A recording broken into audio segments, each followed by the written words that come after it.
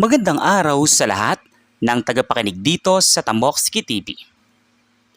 Ang kwento natin ngayon ay tungkol sa isang ama na ibinuwis ang buong buhay para sa kanyang pamilya. Ngunit nang tumanda at magkasakit, ay itinuring na pabigat at traidor na itinulak sa madilim at malalim na bangin ng sarili niyang mga anak. Akala ni na Julius at Junjun tapos na ang lahat at ibinaw na ng lupa ang kanilang kasalanan.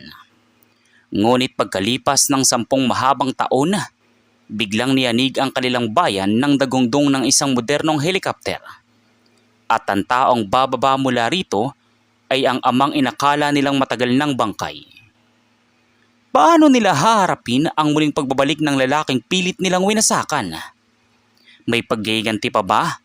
O may mas malalim pang lihim na mabubunyaga?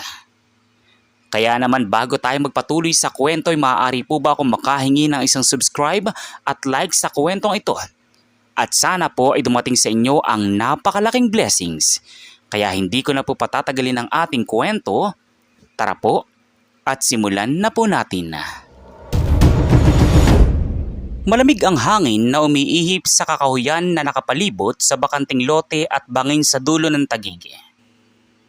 Gabi na at tanging ang ingay ng mga kuliglig at ang mananakanakang pagkahol ng mga aso sa malayo ang naririnig. Sa gitna ng kadiliman, 2 lalaki ang mabilis na naglalakad habang inaalalayan ang matanda o mas tamang sabihing kinakaladkad. Ang isang matandang lalaki na bagyang nanginginig sa lamig at matinding panghihina.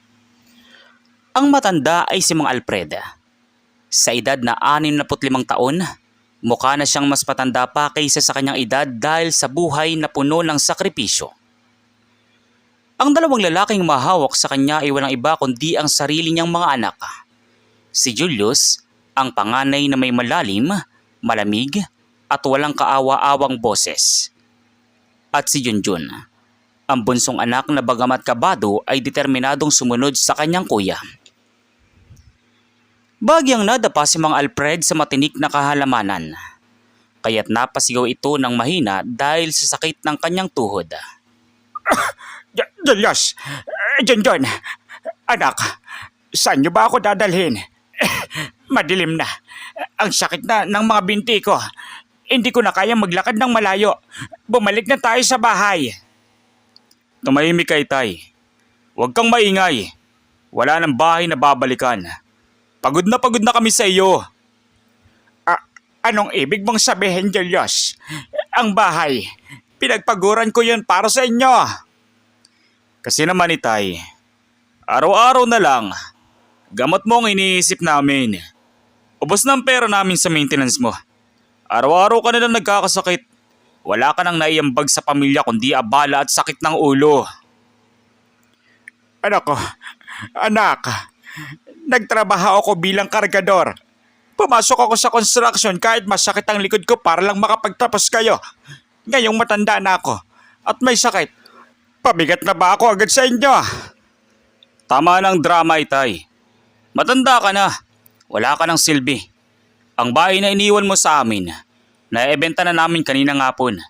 At ang perang nakuha namin, gagamitin namin para magsimula ng panibagong buhay nang wala ka. Para bang binuhusan ng napakalamig na tubig si Mang Alfred sa kanyang narinig. Hindi siya makapaniwala na ang mga anak na pinalaki niya ng may pagmamahal at pag-aaruga ay nagawang ibenta ang tanging tirahan nila at itapon siya na parang basurang walang halaga. Nakarating sila sa gilid ng bangin ng Taguig. Isang matarik at masukal na bakanting lote na lalim na halos 50 talampakan na may matutulis na bato at masukal na mga puno sa ibaba. Kapag may nahulog dito, napakaliit ng tsansang mabuhay pa. Napatingin si Mang Alfred sa ibaba ng bangin. Naramdaman niya ang matinding panganib. Patawarin niyo ako kung naging abala ako sa inyo. Huwag niyo itong gawin sa akin, mga anak. Diyos ko, ako ang ama ninyo. Kuya Julius, bilisan na natin. Baka may makakita sa atin dito. Sigurado ka ba sa gagawin natin? Ito lang ang tanging paraan para maging malaya kami. Paalam Itay, huwag ka nang babalik. Walang alinlangan at walang awa. Buong lakas na itinulak ni Julius si Mang Alfred sa dulo ng bangin. Napasigaw ang matanda habang nahuhulog sa madilim at matarik na bangin. Ang kanyang sigaw ng pagingi ng saklolo ay umawit sa buong kakahuyan bago tuluyang napalitan ng malakas na tunog ng mga nababaling sanga at ang nakakabinging pagbagsak ng katawan sa ilalim. Ilang sandaling tumahimik ang buong paligid. Si Junjun ay napahawak sa kanyang ulo. Nanginginig at pawisan kahit malamig ang gabi. Lumapit siya sa gilid ng bangin at sumilip sa kadiliman. Ngunit wala na siyang maaaninag. Kuya, wala na ba si Itay? Patay na ba siya? Diyos ko kuya, pumatay tayo ng sarili nating ama. Tumahimik ka. Walang nakakita sa atin. Aksidente ang nangyari kung may magtatanong man. Nahulog siya dahil malabo ng mata niya. Maliwanag ba? Opo kuya, maliwanag. Tapos na ang problema natin.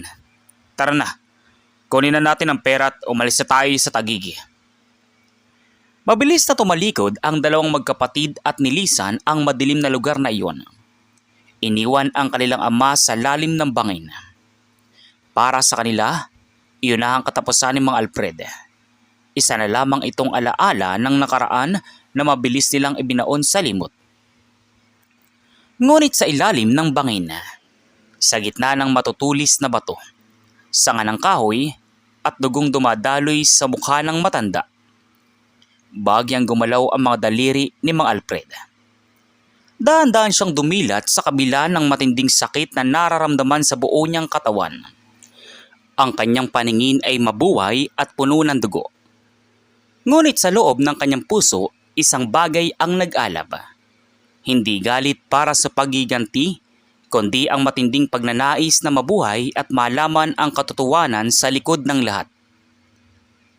Sa gitna ng kadiliman, habang nawawalan siya ng malay, isang silueta ng isang misteryosong tao na may hawak na ilaw ang dahan-dahang lumalapit sa kinaroroonan ng matanda. Sino ang taong ito sa dulo ng bangin? At paano makakaligtas si Mang Alfred sa tiyak na kamatayan? Malamig at masukal ang ilalim ng bangin sa Taguig. Habang unti-unting nawawala ng malay si Mang Alfred dahil sa dugong tuloy-tuloy na dumadaloy mula sa kanyang ulo at mga sugat sa katawan. Ang mga yabag ng isang taong naglalakad sa kadiliman ay dahan-dahang lumalapit. Ang taong iyon ay si Don Roman, isang retiradong negosyante at dating piloto na may malaking lupain na katabi ng bangin.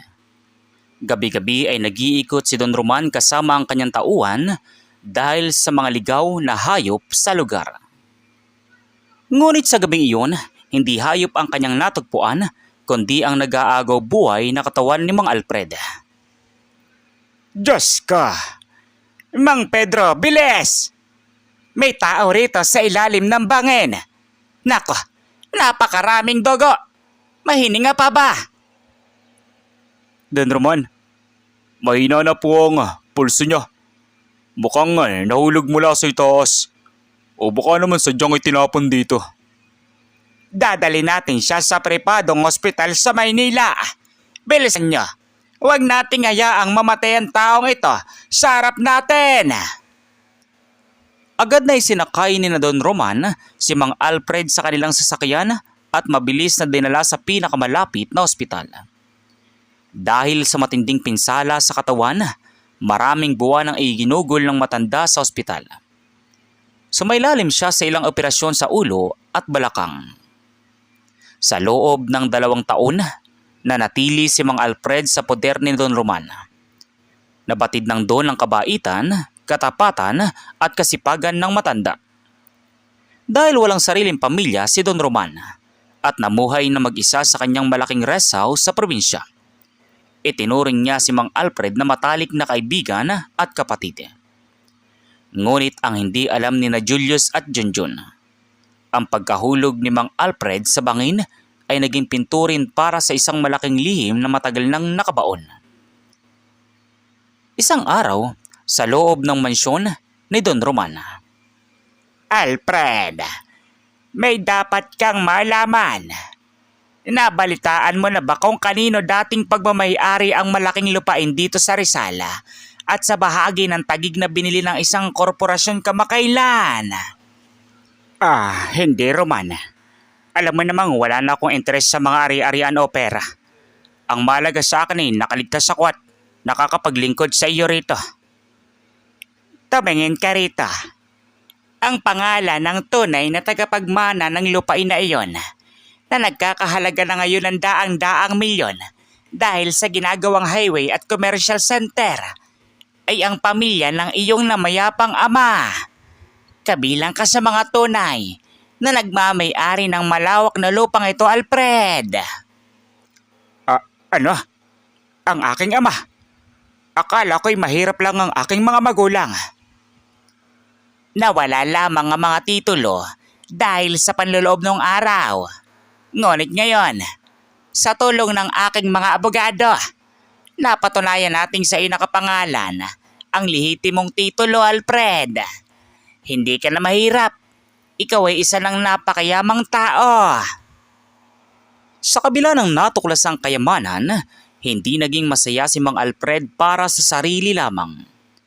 Naalala niya ang kanyang mga anak. Kahit itinapon siya ng mga ito sa bangin, may bahagi pa rin sa kanyang puso na naghahanap ng kasagutan. Pagkakataon pa ba para magbago sila? O sadyang nilamon na sila ng kabanalan at inggit? Lumipas sa mga taon, lumago ang ari-arian ni Mang Alfred sa tulong ng pamamahala ni Don Roman.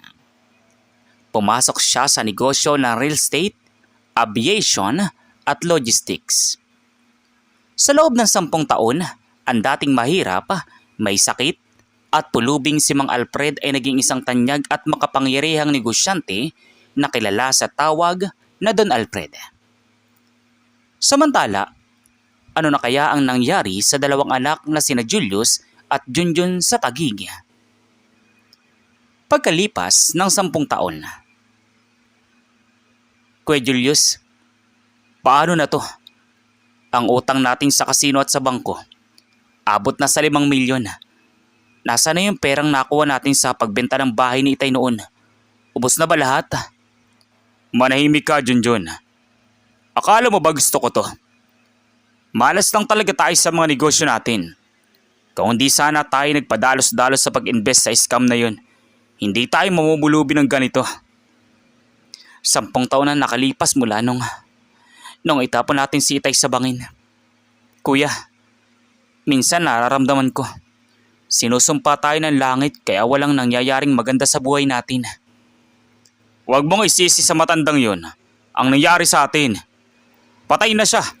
Nakabuo na mga kalansay niya sa ilalim ng bangin na yun. Ang isipin mo ngayon ay kung paano tayo makakabayad sa mga naniningil sa atin bukas.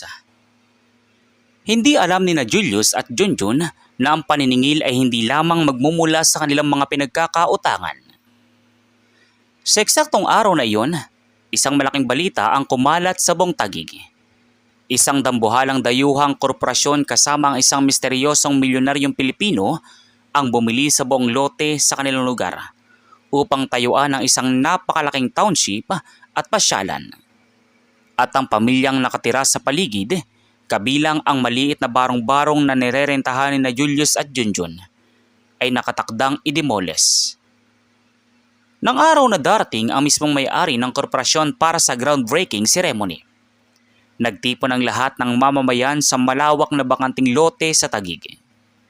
Ang mismong lugar na malapit sa bangin kung saan itinapon si Mang Alfred 10 taon na ang nakakalipas. Kuya, balita ko yung may-ari raw ng kumpanyang bibili sa lupa ang darating ngayon. Baka pwedeng makiusap tayo na bigyan tayo ng malaking pabuya o disturbance fee para makabayad tayo sa utang. Tingnan natin. Kapag napakiusapan natin ang may-ari, baka makakuha tayo ng kahit kalahating milyon. Habang naghihintay ang mga tao sa Taguig, biglang niyanig ang hangin ng isang napakalakas na ugong. Sa malayo, isang kulay itim at gintong modernong helikopter ang dahan-dahang bumababa mula sa ulap. Ang malaking balbula nito ay naglikha ng malakas na hangin na nagpalipad sa alikabok at mga dahon sa paligid. Lahat ng tao, kabilang sina Julius at Junjun, ay napatingala at napanganga sa marangyang sasakyang iyon. Lumapag ang helicopter sa gitna ng bakanting lote. Bumukas ang pinto nito. Unang bumaba ang 4 na matatangkad na security guard na nakabarong at may mga earpiece. At pagkatapos, lumabas ang isang matandang lalaki na nakasuot ng napakagandang Amerikana. May hawak na mamahaling tungkod na ginto ang hawakan at may aura ng isang napakamakapangyarihang tao. Nang makita ni na Julius at Junjun ang mukha ng lalaking bumaba sa helicopter, napatigil ang ikot ng kanilang mundo. Ang kanilang mga mata ay halos lumuwa sa matinding gulat at panlalamig ng katawan. Kuya Julius, tingnan mo. Diyos ko, hindi ako pwedeng magkamali. Itay, Si Tay Alfred, imposible. Patay na siya. Itinulak natin siya sa bangin 10 taon na nakakaraan, di ba? Parang huminto ang ikot ng mundo para kina Julius at Junjun. Ang hangin mula sa umiikot pang balbula ng helicopter ay napakalakas. Ngunit mas matindi ang lamig na gumapang sa kanilang mga kalamnan. Ang lalaking nakatayo ngayon sa kanilang harap, may hawak na gintong tungkod, nakasuot ng mamahaling Amerikana at pinapalibutan ng mga bouncer at abogado, ay walang iba kundi si Mang Alfred. Ang amang itinuring nilang pabigat. Ang amang itinulak nila sa madilim at matarik na bangin 10 taon na ang nakalilipas. Nanganig ang mga tuhod ni Junjun habang si Julius naman ay napalunok ng malalim. Hindi sila makagalaw sa kanilang kinaroroonan. Kuya, multo ba yan? Sabihin mo sa akin na nananaginip lang ako. Buhay si Itay. Buhay ang itinapon natin. Hindi. Maniwala ka sa akin, Junjun. Hindi ako makapaniwala. Paano nakaligtas ang matandang yan sa lalim ng bangin na yun? Inilagay ni Don Alfred, ang dating si Mang Alfred, ang kanyang mataas na kalidad na salamin sa mata. Lumingon siya sa paligid. Ang mga residente ng Taguig ay nagsimulang magpalakpakan at mag-cheer para sa bagong may-ari ng lupain. Nang ilibot ni Don Alfred ang kanyang paningin, huminto ang kanyang tingin sa 2 lalaking nakatayo sa di kalayuan. Nakilala niya agad ang dalawa. Kahit lumipas ang 10 taon, hindi makakalimutan ng isang ama ang mukha ng kanyang sariling mga anak. Lumingon si Don Alfred sa kanyang punong abogado na si Atty. Marco na nakatayo sa kanyang tabi. Atty. Marco, sila ba ang 2 nakatira sa maliit na barong-barong sa tabi ng dating bangin? Opo, Don Alfred. Sila sina Julius at Junjun. Sila po ang mga residenteng hindi pa nakakapagpirma sa waiver para sa demolisyon. Marami rin po silang pagkakautang sa mga lokal na negosyante at nagpapatubo rito sa Taguig. Mabuti. Papuntahin mo sila rito sa aking harapan. Gusto ko silang makilala ng personal. Lumapit ang 2 matatangkad na security guard kina Julius at Junjun. Pinagtinginan sila ng mga tao sa paligid habang inaalalayan, o mas tamang sabihing pilit na pinalalapit ang magkapatid sa kinaroroonan ng misteryosong milyonaryo. Kada akbang ni na Julius at Junjun ay parang may mabigat na kadena sa kanilang mga paa. Pagdating sa harap ni Don Alfred, hindi man lang makatingin ng diretso si Junjun sa mata ng kanyang ama, habang si Julius naman ay nagsusumikap na magpanggap na matapang. Magandang araw po, Don Alfred. Akala po namin ay...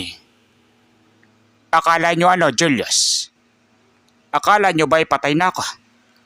Akala nyo ba'y ibinaunan ng mga bato at lupa sa ilalim ng bangin ng ginawa ninyong 10 taon na ang nakakaraan? Itay, patawarin niyo po kami. Diyos ko, Itay. Patawarin niyo po kami sa ginawa namin sa inyo. Nagsisisi po kami.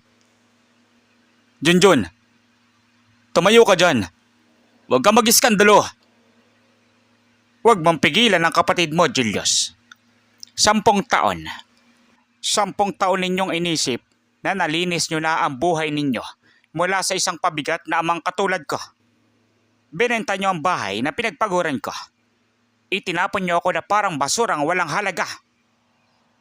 Gipit na gipit lang kami noon, Itay. Wala na kaming maipakain sa iyo. May sakit ka pa. Ginawa lang namin yun dahil wala na kaming choice. Walang choice. Ang pumatay ng sarili ninyong ama ang naging choice ninyo. Natahimik ang mga taong malapit sa kinaroroonan nila. Narinig ng ilan ng palitan ng salita at nagsimulang magbulungan ang mga tao at mga kapitbahay. Naintindihan ng lahat na ang amang itinapon sa Panginoon ay ang milyonaryong nakatayo ngayon sa kanilang harap. Humarap si Don Alfred kay Attorney Marco. Attorney Marco, simulan mo na ang proseso. Bilin mo ang lahat ng utang ng dalawang ito mula sa mga loan shark at bangko. Ako na ang mamamahala sa lahat ng pinagkakautangan nila. Talaga po, Itay. Babayaran yung utang namin. Kayo na nga hawak ng utang namin. Ibig sabihin, pinatatawad niyo na po kami. Magpapatawad? Julius, hindi mo ba kilala ang amang itinulak mo sa bangin? Anong ibig mong sabihin? Kung ibibigay ko sa iba ang mga utang ninyo, baka kulong lang ang abot ninyo.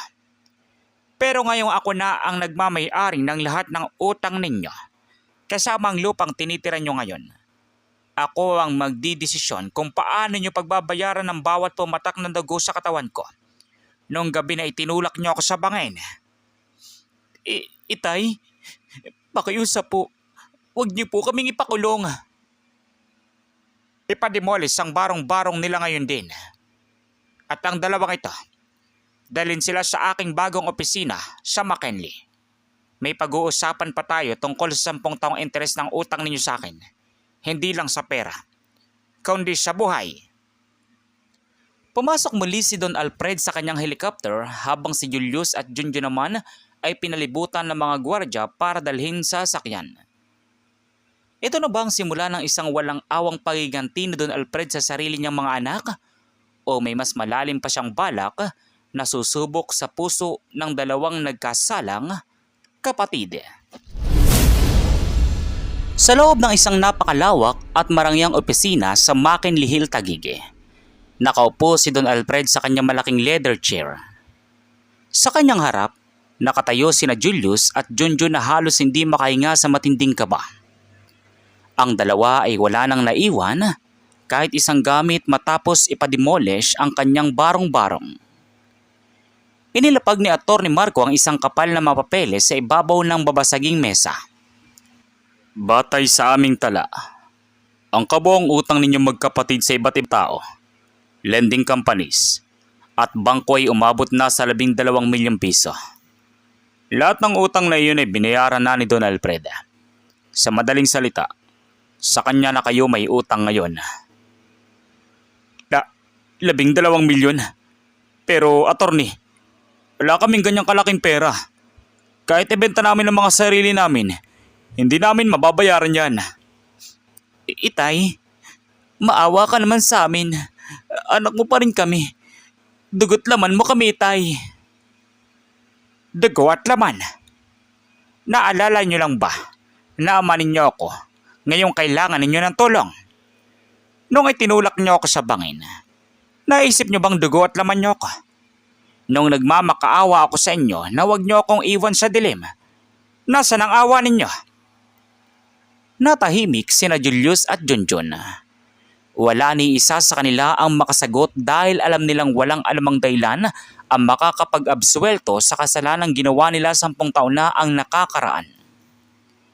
Lumapit si Don Alfred sa malaking bintana na nakatutok sa buong lungsod ng Taguig.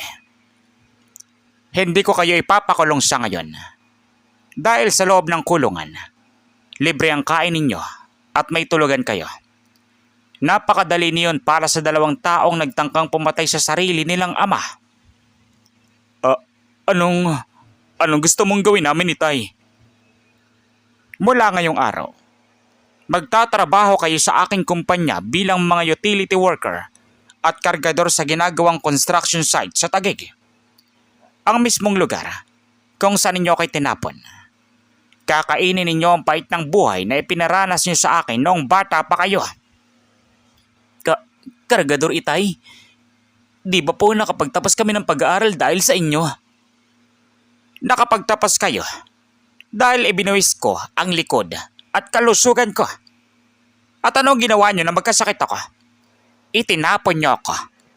Kaya ngayon, mararanasan ninyo kung paano magpakapagod para sa bawat pisong kakainin ninyo. Kakaltasan ang sweldo ninyo para sa utang ninyo. At kapag nagreklamo kayo o tumakas, diretso kayo sa kulungan para sa kasong prostrated parricide. Lumabas ang mga gwardya at pilit na ilalabas sina Julius at Junjun mula opisina. Wala silang nagawa kundi ang lumuha at tanggapin ang parusang inilaan sa kanila ng sarili nilang ama. Nang makalabas ang dalawa, pumasok si Don Roman, ang matalik na kaibigan, at nagligtas kay Don Alfred mula sa kabilang pinto ng opisina. Alfred, sigurado ka ba sa ginagawa mo? Nakikita ko sa mga mata mo na hindi ka totoong galit. Puno pa rin ng sakit at pagmamahal ang puso mo para sa mga anak mo. Roman, hindi ko gustong magiganti.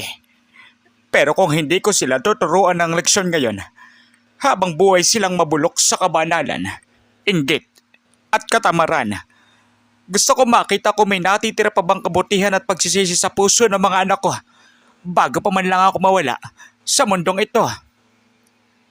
Ano kaya ang mangyayari kina Julius at Junjun habang nagtitiis sila sa mabigat na trabaho? Magbabago na ba ang kanilang mga puso o magbabalak uli sila ng masama laban sa kanilang ama? Lumipas ang 3 buwan. Araw-araw sa ilalim ng nakapapaso na init ng araw at buhos ng ulan sa Taguig. Naging kargador at janitor sina Julius at Junjun sa construction site ng kanilang ama. Ang dating malalambot nilang mga kamay ay nagkakalyo at ang kanilang mga likod ay halos mabali sa pagbubuhat ng mabibigat na simento at bakal. Dito nila naramdaman ang tunay na hirap na pinagdaanan ng kanilang amang si Mang Alfred noong bata pa sila. Bawat patak ng pawis ay nagpaalala sa kanila ng bawat sakripisyo ng ama na ibinalik nila sa pamamagitan ng pagtatapon dito sa bangin. Isang hapon, habang nagbubuhat ng bakal si Junjun, bigla itong napaluhod sa matinding pagod at pag-iyak. "Kuya, hindi ko na kaya. Napakasakit ng katawan ko. Pero mas masakit sa dibdib pag naalala ko ng ganitong ginagawa ni Itay araw-araw para lang makakain tayo at makapag-aral noon. Napakasama nating mga anak, kuya. Napakasama natin." "Patawarin mo ako, Junjun. Ako ang nag-udyok sa'yo. Ako ang nagtulak sa atin sa kasalanang to. Tama si Itay. Istrikto siya ngayon. Pero nararapat lang sa atin to. Kung kailangan buong buhay tayong magtrabaho rito para makabawi sa kanya, gagawin ko." Habang nag-uusap ang magkapatid, hindi nila alam na nakatayo sa di kalayuan si Don Alfred kasama si Don Roman habang pinapanood sila mula sa loob ng sasakyan. Nakita ni Don Alfred ang tapat na pag-iyak at pagsisisi ng kanyang 2 anak. Biglang napahawak si Don Alfred sa kanyang dibdib. Mabilis at matindi ang paninikip ng kanyang puso.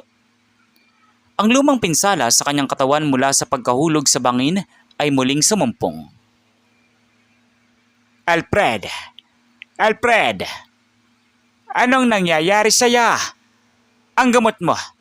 Driver, dali natin siya sa ospital. Narinig ni na Julius at Junjun ang sigawan sa sakyan. Nang makita nilang nawawalan ng malay ang kanilang ama sa loob ng kotse, limot na nila ang utang. Limot na nila ang takot sa kulungan. Tanging ang buhay ng kanilang ama ang tumakbo sa kanilang isip. Mabilis na tumakbo ang magkapatid patungo sa sakyan. Buong lakas na binuwat ni Julius ang kanyang ama patungo sa ibabang bahagi ng site kung saan nakaparada ang emergency vehicle. Habang si Junjun naman ay patuloy na tumatawag ng tulong at tumahawak sa malamig na kamay ng ama. Itay, huwag ka munang pipikit. Patawarin mo kami, Itay. Huwag ka munang mawawala pa kayusap. Babawi pa kami sa'yo.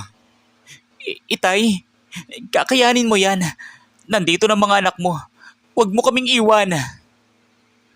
Sinugod si Don Alfred sa pinakamalapit na ospital sa Taguig. Sa labas ng ICU, hindi umalis sina Julius at Junjun. Hindi sila kumain at hindi natulog sa loob ng 2 araw.